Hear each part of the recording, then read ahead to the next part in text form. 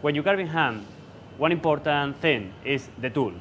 When say the tools, it's just the knife and the hand stand. It's so important. We are going to use all this knife. All the steps into the process are really important. Even when you place the ham into the hand stand, press well. We place with the hoof face up, fix well. Now, one trick is to place the hip bone just 90 degrees regarding with the hand stand. We are going to start with a powerful knife. Look at this palm. This place 3 fingers, and then you get the right point to start. Here, make a diagonal cutting 45 degrees inclination forward, and the top is the bone. The bones are going to tell you how to carve properly. So here you find the fibula, down the tibia, the femur, and the hip bone. Just follow the bones. We are going to remove the first slice of the fat. Notice I don't go too deep of the hand because the hand is so close. We only are going to remove some fat. And please, don't throw away this. Keep, because later we are going to use this to protect the hand.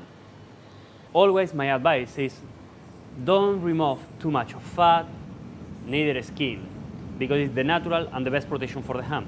Remove just a tiny little bit, the portion that you think you are going to use today.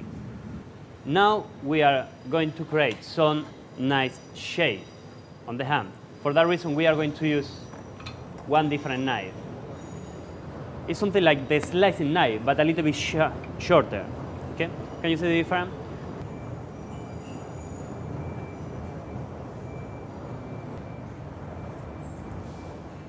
Once when the hand is clean, we can start slicing.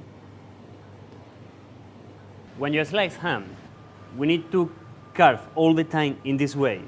It's so important to keep flat the surface all the time. But the first slice, I mean this one of here, we need to cut toward there. The reason, to get the most of the ham. When you reach the bone, you need to swap the knife and use the shorter knife to surround just with the tip of the knife and surround the hip bone with the tip of the shorter knife. You are going to get the slice easily, quickly, professional way.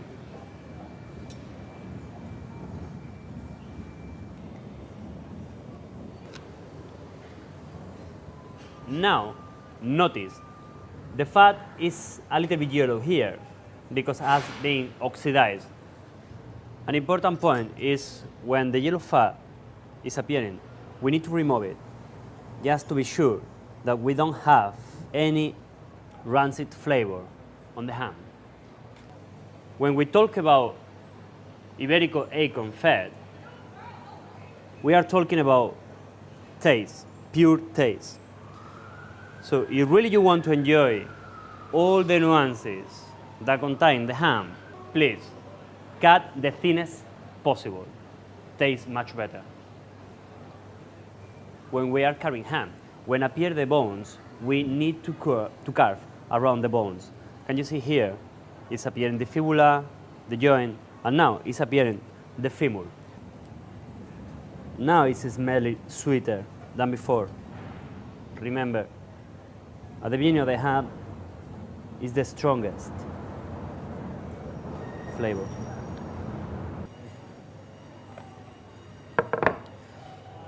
When the femur appears completely, it's time to stop to carving here and turn around the ham. So remember, follow the bones.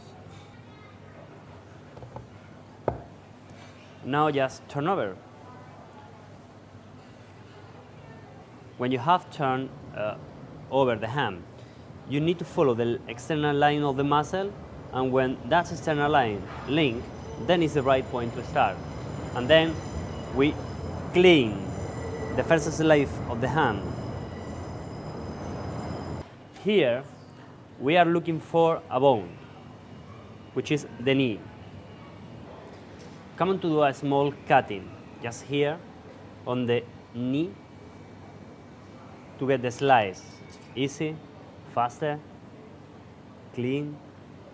And notice that the first slide, which means this one here, is forward, and the rest of the slice is toward. Another important thing is when you are reaching the hip bone and at the end of the hand. We need to do a small cutting here to get the slice easy, clean, in a professional way. When we are finished to slice all the hand around the femur, in this area of here, now we are going to focus on the jarrete.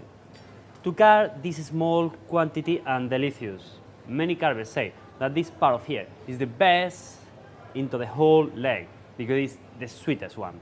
So here, what we are going to do is just with a shorter knife, come on to surround the bone, okay, completely. But now it's for inward.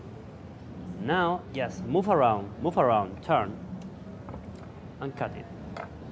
Once when you cut it, broke the bone, and you can slice maybe 70 grams of delicious Iberico ham that we have there.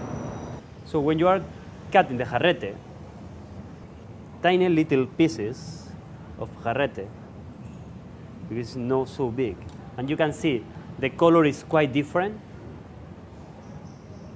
The shiny is more intense, and the flavor just change. So when you are carving this, remember that you probably are eating the most delicious part into the ham. Another important point to know is when you finish carving ham, all this ham from here, that is perfect to cook. When you finish to carve around the tibia,